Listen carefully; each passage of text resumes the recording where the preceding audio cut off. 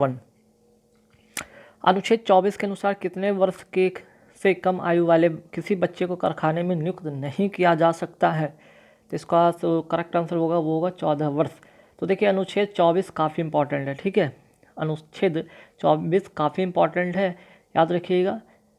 इसी से रिलेटेड एक और यहाँ पे अनुच्छेद की हम बात करेंगे, अनुच्छेद 23, ठीक है। अनुच्छेद 23 इसलिए में इम्पॉर्टेंट हो जाता है, इसके अंतर्गत क्या क्या आता है, जैसे कि दुर्व्यापार की बात करें, मानव तस्करी की बात करें, बालात श्रम की बात करें, जैसे जो भी इस तरह की चीज़ें होती है उन पर रोक लगाने के लिए अनुच्छेद 23 लागू किया गया है संविधान में। ये जो है चीज़ें और इस पर आधारित कानून बना हुआ है, ठीक है। तो अनुच्छेद 23 और अनुच्छेद 24 इंपॉर्टेंट है। अनुच्छेद अगर बात करें 23 की तो व्यापार की बात करें, है ना। व्यापार मीन्स किस तरह के व्यापार, मीन्स कि बच्चों का व्यापार या तस्करी जिसको कहते हैं, तस्करी हो गया, बालात-श्रम हो गया, है ना। इस तरह की चीज़ें आपको अनुच्छेद 23 में देखने को मिलेगा। जबकि अनुच्छेद 24 जो होता है किसी भी बच्चे को 14 वर्ष के कम आयु के वाले बच्चे को कारखाने में नियुक्त नहीं किया जा सकता है, ठीक है। चलिए, और यहाँ पे एक चीज़ और है कि ये जो 23 और अगर हम 24 की बात करें तो ये मौलिक अधिकार के अंतर्गत आता है। और मौलिक अधिकार की अगर बात करते हैं तो मौलिक अधिकार कहाँ से लिया गया है, ये क्वेश्चन आता है कि मौलिक अधिकार कहाँ से लिया गया है, तो अमेरिका से लिया गया है, ठीक है। वर्तमान में 6 मौलिक अधिकार है, तो पॉइंट नंबर 1 की 6 मौलिक अधिकार है। मौलिक अधिकार अमेरिका से लिया गया है। अनुच्छेद 24 जो है कि 14 वर्ष से कम आयु वाले बच्चे को कारखाने में नियुक्त नहीं किया जा सकता है। अनुच्छेद 23 क्या कहता है कि मानव का व्यापार हो या बालात-श्रम हो, जैसे तस्करी जैसे चीज़ें हो, आप इसमें शामिल है, ठीक है। इस पर रोक लगाने से संबंधित शामिल है चीज़ें। आगे बढ़ेंगे कि हिंदू विधवा पुनर्विवाह से संबंधित गवर्नर जनरल वायसराय का नाम बताना है ना। तो उस गवर्नर जनरल या वायसराय का नाम बताना है जो कि हिंदू विधवा पुनर्विवाह से संबंधित है। तो इसका जो करेक्ट आंसर हो जाएगा वो हो जाएगा लॉर्ड कैनिंग, ठीक है। लॉर्ड कैनिंग इसका जो होगा करेक्ट आंसर हो जाएगा। चलिए आगे बढ़ेंगे सवाल पे। सवाल नंबर 3 है कि निम्न में से कौन सी नदी विषुवत रेखा को 2 बार काटती है। तो इसका जो करेक्ट आंसर हो जाएगा वो होगा कांगो नदी। कांगो नदी की अगर हम बात करें तो कांगो नदी कहाँ गिरती है, तो कांगो नदी गिरती है अटलांटिक महासागर में, अटलांटिक महासागर, ठीक है, अटलांटिक महासागर में। और एक तो ये हो गया, दूसरा इसका क्वेश्चन कि ये एस आकार का, ठीक है, एस आकार का ये होता है। तो क्वेश्चन आता है कि अटलांटिक महासागर किस आकार में देखा जाता है, तो ये एस आकार में देखा जाता है, ठीक है। आगे बढ़ेंगे सवाल पे कि राज्यपाल विधान परिषद में, ठीक है, राज्यपाल विधान परिषद में कितने सदस्यों को मनोनीत कर सकता है। तो राज्यपाल जो है 1/6, ठीक है, सदस्य को मनोनीत कर सकता है विधान परिषद में, ठीक। चलिए आगे बढ़ेंगे सवाल पे। सवाल नंबर 5 है कि स्वतंत्रता से पूर्व भारतीय राष्ट्रीय कांग्रेस की अध्यक्षता कितनी महिलाओं ने की। तो इसका जो करेक्ट आंसर होगा 3 बार महिलाओं ने की। कब कब यहाँ पे ध्यान रखिएगा, एक तो 1917 की बात करेंगे, एक बार 1925 की बात करेंगे, एक बार 1933 की बात करेंगे। 1917 में की बात करें तो किसकी बात करेंगे यहाँ पे, एनी बेसेंट, ठीक है, एनी बेसेंट। अगर बात करेंगे 1925 की बात करें तो सरोजिनी नायडू, ठीक है, सरोजिनी नायडू। अगर 1933 की बात करेंगे तो नेली सेन गुप्ता, ठीक है। तो यहाँ से ध्यान रखिएगा, नेली सेन गुप्ता 1933 के जो है कांग्रेस के अधिवेशन की अध्यक्षता की थी। वहीं 1925 की बात करते हैं तो सरोजिनी नायडू ने इसकी अध्यक्षता किया था। और सरोजिनी 1917 की बात करें तो एनी बेसेंट ने, ठीक है, कहाँ से, तो ये मद्रास से, मद्रास के कांग्रेस अधिवेशन में। सरोजिनी नायडू की बात करें तो कहाँ से थी यहाँ पे, ये भी मद्रास कहीं होगा, ठीक है, मद्रास कलकत्ता अधिवेशन की अध्यक्षता किए थे। और यहाँ पे अगर बात करें नेली सेन गुप्ता का तो कलकत्ता की बात करेंगे, ठीक है। तो देखिए यहाँ पे 3-4 महत्वपूर्ण चीज़ें, 1917, 1925, 1933, एनी बेसेंट मद्रास, सरोजिनी नायडू मद्रास, नेली सेन गुप्ता कलकत्ता, ठीक है। चलिए यह निर्णय कौन लेता है कि कोई विधेयक धन विधेयक है कि नहीं। करेक्ट आंसर हो जाएगा लोकसभा अध्यक्ष, ठीक है, एक लाइन में लोकसभा अध्यक्ष। और यहाँ पे एक धन विधेयक का यहाँ पे बात किया गया, तो धन विधेयक को किस अनुच्छेद में परिभाषित किया गया? तो अनुच्छेद 110 में इसको परिभाषित किया गया। काफ़ी बार पूछा गया क्वेश्चन है, ठीक है। तो धन विधेयक को अनुच्छेद 110 के अंतर्गत वर्णित किया, मीन्स के परिभाषित किया गया है, याद रखिएगा। चलिए, एक यहाँ से और क्वेश्चन भी आता है कि राज्यसभा धन विधेयक को केवल 14 दिन तक रोक सकता है। राज्यसभा केवल 14 दिन तक क्या कर सकता है? इसको रोक कर रख सकता है। आगे बढ़ेंगे सवाल पे कि कैबिनेट मिशन कब आया था? 1946 में। इसका करेक्ट आंसर होगा 1946, ठीक है। कैबिनेट मिशन आया था 1946। आगे बढ़ेंगे सवाल पे, सवाल नंबर 8 है कि नारंग कप किस खेल से संबंधित है? तो इसका जो करेक्ट आंसर हो जाएगा बैडमिंटन से, ठीक है। आगे बात करेंगे अंकटाड का मुख्यालय कहाँ है? तो अंकटाड का मुख्यालय हो जाएगा जिनेवा। और इसका फुल फॉर्म की बात करते हैं तो क्या होगा? यूनाइटेड नेशन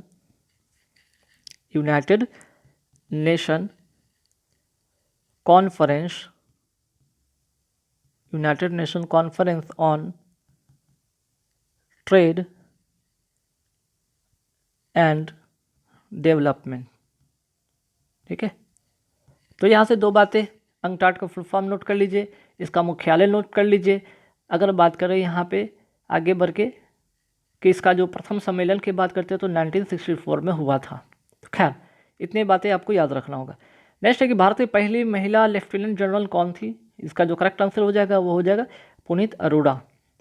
भारत में सबसे पहले तोपखाने का प्रयोग किसने किया था? तो सबसे पहले भारत में अगर तोपखाने की बात करें तो बाबर ने प्रयोग किया था, ठीक है। और ये कब किया था भाई? याद रखिएगा कि बाबर ने पानीपत के प्रथम युद्ध में तोप का प्रयोग किया था सर्वप्रथम, ठीक है। पानीपत का युद्ध में, पानीपत का युद्ध, ठीक है, पानीपत का युद्ध। और ये कब हुआ था? तो ध्यान रखिएगा, ये भी काफ़ी इंपॉर्टेंट है। अब तो तारीख भी पूछने लगा है भाई। 21 अप्रैल 1526, 21 अप्रैल 1526 बाबर और किसके बीच में हुआ था? इब्राहिम लोदी, ठीक है। बाबर और किसके बीच में हुआ था? बाबर प्लस इब्राहिम लोदी, जिसमें लोदी की हार हुई, इसकी विजय हुई। आगे बढ़ेंगे सवाल पे। सवाल नंबर 12 की घाना पक्षी विहार कहाँ स्थित है? तो इसका जो करेक्ट आंसर हो जाएगा ये होगा राजस्थान में, ठीक है। घाना पक्षी विहार कहाँ है? तो राजस्थान में। आगे बढ़ेंगे कि राज्यसभा की सदस्यता के लिए जो न्यूनतम आयु होता है वो कितना होता है? न्यूनतम आयु कितनी होती है? तो इसका करेक्ट आंसर हो जाएगा 30 वर्ष, ठीक है। नेक्स्ट क्वेश्चन पे आते हैं कि टेट्रॉन किस ग्रह का जो है प्रमुख ग्रह है, ठीक है। तो इसका करेक्ट आंसर हो जाएगा नेपच्यून, ठीक है। नेपच्यून याद रखिएगा, काफ़ी इंपॉर्टेंट क्वेश्चन है।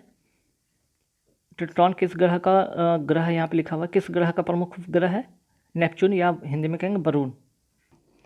अगर बात करें यहाँ पे तो इसका करेक्ट आंसर हो जाएगा वरुण या नेपच्यून की बात कर ली। अच्छा, यहाँ पे क्वेश्चन आता है कि शनि का उपग्रह का नाम क्या है? तो शनि का जो उपग्रह का नाम है, जो इंपॉर्टेंट जो पूछा जाता है, उसका हो जाएगा टाइटन। वहीं बृहस्पति ग्रह का जो एक प्रमुख उपग्रह है जिसके बारे में अक्सर पूछा जाता है क्वेश्चन, इसका जो आंसर होगा ज्ञानीमीड, ठीक है, ज्ञानीमीड, ठीक। इतना याद रखिएगा, बहुत बार ये पूछा गया क्वेश्चन है, ठीक है। और वरुण ग्रह को हरे रंग का ग्रह भी कहा गया है, चलिए आगे बढ़ेंगे सवाल पे कि वायुमंडल की निम्न परतों में बढ़ती दूरी के क्रम में सजाइए। इसका करेक्ट आंसर हो जाएगा 1 5 3 2 4। 1 5 3 2 4 का मतलब होगा पहले क्षोभ मंडल, फिर उसके बाद क्या हो जाएगा आपका समताप मंडल, फिर हो जाएगा आपका आयन मंडल, फिर आपका हो जाएगा यहाँ पे आयन नहीं, ओजोन मंडल, फिर हो जाएगा आयन मंडल, और लास्ट में हो जाएगा वायुमंडल, ठीक है। इस तरह से सजाना है। आगे बढ़ेंगे सवाल पे कि नगर पालिकाओं को संवैधानिक दर्जा किस संशोधन द्वारा मिला था? तो इसका जो करेक्ट आंसर हो जाएगा वो हो जाएगा 74वां संशोधन द्वारा, ठीक है। इसका करेक्ट आंसर हो जाएगा 74वां संशोधन द्वारा। अनुदेशों का सेट जो कंप्यूटर को क्या करना है यह बताता है, उसे क्या कहते हैं? Program, mean set of instruction, ठीक है, सेट ऑफ इंस्ट्रक्शन। आगे बढ़ेंगे सवाल पे कि पुरी की रथ यात्रा किसके सम्मान में की जाती है? इसका करेक्ट आंसर हो जाएगा भगवान जगन्नाथ। नेक्स्ट क्वेश्चन है कि 1972 में शिमला समझौते पर हस्ताक्षर करने वाले पाकिस्तान के प्रधानमंत्री कौन थे? तो आंसर हो जाएगा जुल्फिकार भुट्टो। नेक्स्ट क्वेश्चन है कि निम्न में से कौन सा संगठन सबसे पुराना है? तो पहले इसका एस्टैब्लिशमेंट जान लेंगे तो सभी के बारे में पता चल जाएगा। सबसे पहले हम बात करते हैं यहाँ पे IMF, ठीक है। IMF की बात करते हैं तो इसका जो आंसर, इसका एस्टैब्लिशमेंट कब हुआ था? 1945 में, ठीक है। WHO की अगर बात करते हैं तो ये हुआ था 1948 में, और WTO की बात करें तो 1995 में, और इसकी बात करें तो 1919 में, ठीक है, 1919 में। तो अब यहाँ से पता चल गया कि सबसे पुराना संगठन कौन सा है, तो ILO, ठीक है। चलिए, प्रकाश संश्लेषण की दर अधिकतम किस प्रकाश में होती है? तो सबसे ज़्यादा होगा प्रकाश संश्लेषण की दर लाल रंग में, ठीक है। लाल रंग की जो होगा प्रकाश संश्लेषण की दर अधिकतम किस प्रकाश में होती है? तो लाल रंग के प्रकाश में होती है। और सबसे कम की बात करते हैं, इसमें जो होता है ना सबसे कम होता है, बैगनी में क्या होता है? सबसे कम होता है, याद रखिएगा। आगे बढ़ेंगे सवाल पे कि वर्षा की बूंदें गोलाकार किस कारण होती है? तो इसका करेक्ट आंसर हो जाएगा पृष्ठ तनाव, ठीक है। इसका जो करेक्ट आंसर हो जाएगा वो हो जाएगा पृष्ठ तनाव के कारण जो होगा, ये हो जाएगा इसका करेक्ट आंसर कि वर्षा की बूंदें गोलाकार होती है। अब यहाँ से एक दो सवाल और जानेंगे कि पृष्ठ तनाव का जो ऐसा मात्रक क्या होता है, इसका अगर हम बात करें एसआई मात्रक क्या होता है, तो नोट कर लीजिएगा। इसका एसआई मात्रक होता है न्यूटन पर मीटर, न्यूटन पर मीटर। यहाँ पे एक क्वेश्चन यहाँ पे ये भी आता है। अच्छा, एक चीज़ और बहुत इंपॉर्टेंट है कि ताप बढ़ने पर पृष्ठ तनाव क्या होगा? बहुत अच्छा क्वेश्चन है कि ताप बढ़ने पर, अगर ताप बढ़ेगा, ताप बढ़ने पर पृष्ठ तनाव क्या होगा? पृष्ठ तनाव क्या होगा? तो जब ताप बढ़ेगा तो पृष्ठ तनाव क्या होगा? आंसर इसका हो जाएगा कम हो जाएगा। वेरी वेरी इंपॉर्टेंट क्वेश्चन, कई बार पूछा गया है, ठीक है। और क्रांतिक ताप पर यह शून्य हो जाता है, और शून्य कब हो जाता है? शून्य हो जाता है क्रांतिक ताप पर, क्रांतिक ताप पर ये शून्य हो जाता है। तो दो यहाँ पे बातें इंपॉर्टेंट है, याद रखिएगा, ठीक है। एक तो ताप बढ़ने पर पृष्ठ तनाव क्या हो जाता है? कम होता है। दूसरा कि क्रांतिक ताप पर ये शून्य हो जाता है, ठीक। विद्युत परिपथ में क्या मापने के लिए अमीटर का प्रयोग किया जाता है? इसका करेक्ट आंसर हो जाएगा धारा, ठीक है। अब यहाँ पे एक दो क्वेश्चन और कि अमीटर को जो है किस क्रम में जोड़ा जाता है? तो इसको हमेशा श्रेणी क्रम में जोड़ा जाता है, श्रेणी क्रम में जोड़ा जाता है। पहला पॉइंट याद रखिएगा कि इसको हमेशा श्रेणी क्रम में जोड़ा जाता है। और एक आदर्श अमीटर का जो प्रतिरोध होता है क्या होता है? शून्य होता है, ठीक है। इसका जो एक क्वेश्चन यहाँ से आता है, श्रेणी क्रम में जोड़ा जाता है। और आदर्श अमीटर की अगर बात करते हैं, प्रतिरोध क्या होता है? प्रतिरोध क्या होता है? शून्य हो जाता है, ठीक है।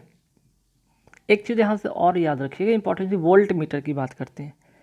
वोल्ट मीटर, इसको कैसे, किस क्रम में जोड़ा जाता है? इसे समांतर क्रम में जोड़ा जाता है, इसे समांतर क्रम में जोड़ा जाता है, ठीक है। तो पहला चीज़ है समांतर क्रम में जोड़ा जाता है। और दूसरा इंपॉर्टेंट चीज़ है कि एक आदर्श वोल्ट मीटर का प्रतिरोध क्या होता है?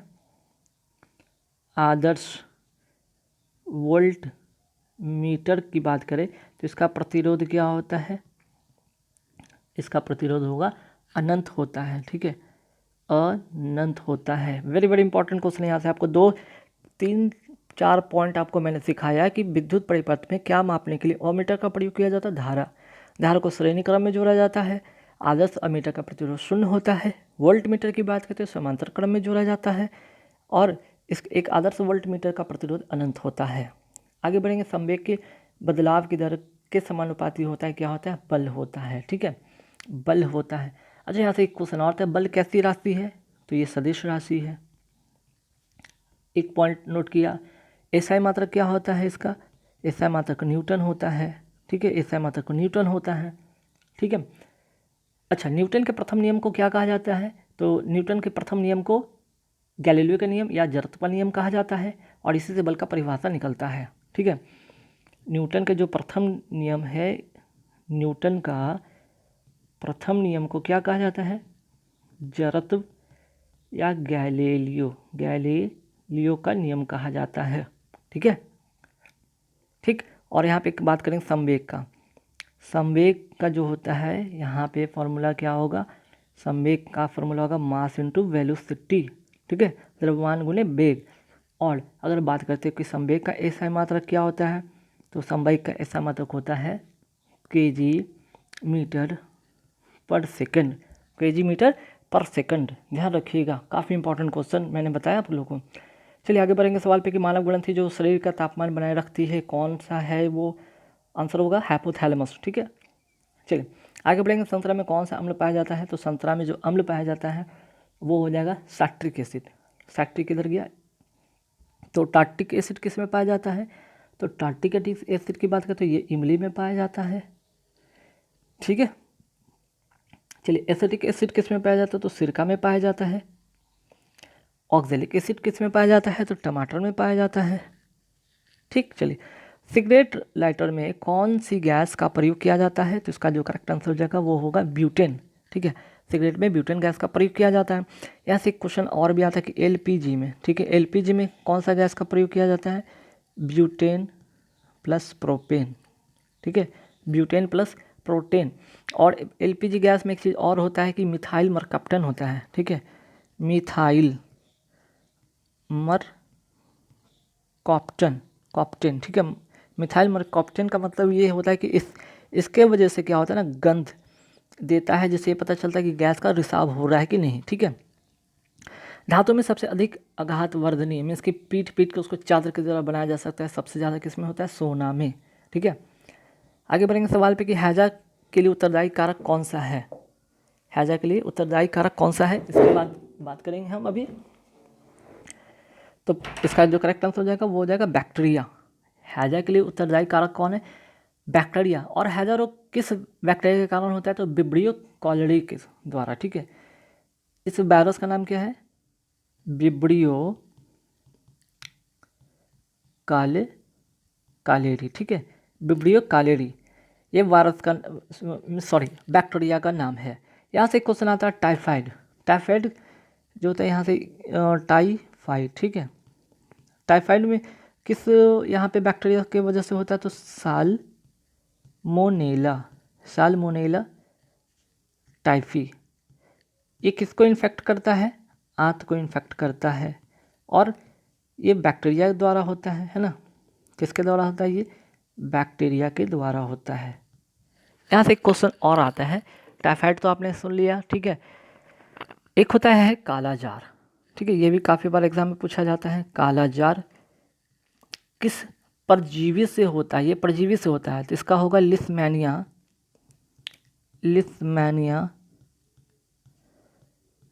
डोनावानी। ठीक है, लिस्मैनिया ये परजीवी द्वारा होता है। ठीक है, ये परजीवी के द्वारा होता है। ठीक है, और काला जार किसको प्रभावित करता है, तो ये अस्थि मज्जा को मीन्स कि बोन मैरो को ये प्रभावित करता है। ठीक है, चलिए आगे बढ़ेंगे। वायुमंडल में जल वाष्प की मात्रा किससे मापी जाती है, तो आर्द्रता के रूप में मापी जाती है। नेक्स्ट है कि चॉकलेट स्वास्थ्य के लिए हानिकारक हो सकती है क्योंकि इनमें क्या होता है, किसके कारण होता है, तो इसमें कोबाल्ट होता है। हालांकि कोबाल्ट का जो है शरीर में इसकी जो होता है बहुत ही कम मात्रा की ज़रूरत होती है, और कोबाल्ट क्या करता है, ये आरबीसी को, ठीक है, ये आरबीसी को और जो विटामिन B12 है उसके संश्लेषण हेतु इसका यूज़ किया जाता है, मीन्स कि इसका उपयोग होता है शरीर में। ठीक है, चलिए तो यहाँ पे आपने कोबाल्ट के बारे में जान लिया कि आरबीसी का बात करें। ठीक है, आरबीसी और विटामिन B12 पर संश्लेषित करता है। रेडियो सक्रिय की बात करते हैं, यहाँ पे एक चीज़ क्वेश्चन और भी आता है कि रेडियो सक्रिय एक तत्व है जो कि स्ट्रांसियम 19 है, उसके कारण अस्थि कैंसर होता है, कैडमियम के कारण इटाइटाई होता है। ठीक है, तो दो चीज़ें आपको मैंने और सिखा दी, ध्यान रखिएगा। एंजाइम के प्रोटीन भाग को क्या कहते हैं, एपो एंजाइम कहते हैं। क्या कहते हैं, एपो एंजाइम कहते हैं। ठीक है, और अगर हम बात करते हैं एक चीज़ यहाँ से और इम्पॉर्टेंट चीज़ की, जो मानव में जो रक्त की भिन्न डिफरेंसेस पाया जाता है। ठीक है, ब्लड का जो डिफरेंस होता है किसके कारण होता है, उसका मुख्य कारण है आरबीसी में पाई जाने वाली ग्लाइको। ठीक है, ग्लाइकोप्रोटीन जिससे क्या कहते हैं, जिसे एंटीजन कहते हैं ना, हाँ एंटीजन कहते हैं। चलिए, जिसे एंटीजन कहते हैं, काफ़ी इंपॉर्टेंट क्वेश्चन मैंने बताया, आपको नोट कर लीजिएगा। विटामिन B7 का रासायनिक नाम क्या है, तो विटामिन B7 का नाम है बायोटीन। ठीक है, विटामिन B7 का नाम क्या है, बायोटीन। तो थायमिन किसका है, विटामिन B1 का। रेटिनॉल का जो है कि क्या है, रेटिनॉल विटामिन A का रासायनिक नाम है, और यहाँ पे ये होगा इसका करेक्ट आंसर। तो विटामिन ए का रासायनिक नाम है रेटिनॉल, B1 का है थायमिन, और B7 की अगर हम बात करें तो बायोटीन। ठीक है, काफ़ी बार पूछा जाता है। B3 की अगर अच्छा B2 की बात करें तो राइबोफ्लेविन, राइबोफ्लेविन। ठीक है, नोट कर सकते हैं। B3 की बात करते हैं तो इसको क्या कहा जाता है, नियासिन। नियासिन कहिए या निकोटिनेमाइड। ठीक है, तो इतना याद रखिएगा। आगे बढ़ेंगे, संसार में सबसे लंबा वृक्ष कौन सा है, तो सबसे लंबा वृक्ष है वो सिकोया। ठीक है, सबसे लंबा वृक्ष है, और ये नग्न बीज है, नग्न बीजी पौधा है, ये नग्न बीजी पौधा है ये। ठीक है, चलिए आगे बढ़ेंगे सवाल पे कि विद्युत मोटर में ऊर्जा का रूपांतरण कैसे होता है। तो ये करता क्या है, विद्युत अगर मोटर की बात करते हैं ना, विद्युत मोटर की बात करें तो ऊर्जा का रूपांतरण करता है आपका विद्युत से यांत्रिक ऊर्जा में। ठीक है, विद्युत ऊर्जा से यांत्रिक ऊर्जा में, इसका करेक्ट आंसर होगा। अब आते हैं दाब की बीमारी का, यहाँ पे बीमारी पूछा क्या है ना, दाब की बीमारी। पहले यहाँ पे एक चीज़ नोट कीजिए कि दाब का, ठीक है, दाब का जो होता है फॉर्मूला क्या होता है, force by area, force by area. अच्छा, फोर्स का एक और फोर्स का फॉर्मूला क्या होता है, मास इनटू एक्सेलरेशन। मास को क्या लिखते हैं, kg। ठीक है, kg हो गया, और एक्सेलरेशन का क्या लिखते हैं, मीटर पर सेकंड स्क्वायर। तो यहाँ से बना है आपका kg के लिए क्या m का यूज़ करेंगे, यहाँ पे हो गया, और मीटर के लिए l का यूज़ करेंगे, और सेकंड के लिए टाइम का यूज़ करेंगे। तो चूँकि ये नीचे है, नीचे की ओर, तो ऊपर जाएगा तो T−2 हो जाएगा, है ना, T−2 हो जाएगा। तो भाई यहाँ तो फोर्स का तो पता चल गया। और यहाँ पे अगर इसको अगर इस तरह से सजाते हैं कि यहाँ पे मैं लिख देता हूँ इसको, यहाँ पे ऐसे लिखता हूँ। ठीक है, फोर्स का तो यहाँ पे mLT−2 हो गया, -2 हो गया, और L का तो L² हो जाता है। अब ये ऊपर जाएगा तो क्या बनेगा, mL−1 T−2, ये करेक्ट आंसर हो जाएगा ग।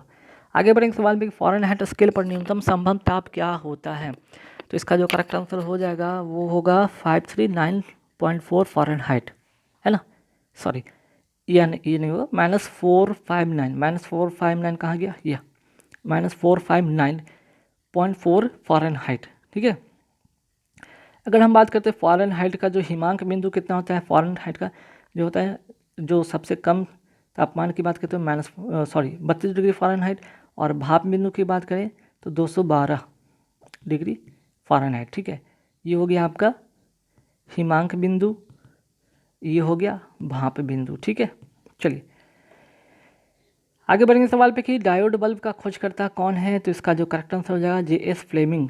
ठीक है, डायोड बल्ब के जो खोजकर्ता है J.S. फ्लेमिंग। और LD फॉरेस्ट की बात करते हैं तो ये किस बल्ब का आविष्कार किया था इन्होंने, ट्रायोड बल्ब का। ठीक है, थोड़ा सा अंतर है, नाम में समानता तो मिलता है लेकिन थोड़ा अंतर है, ट्रायोड बल्ब। ठीक है, मार्कोनी की बात करते थे, रेडियो का आविष्कार इन्होंने किया था।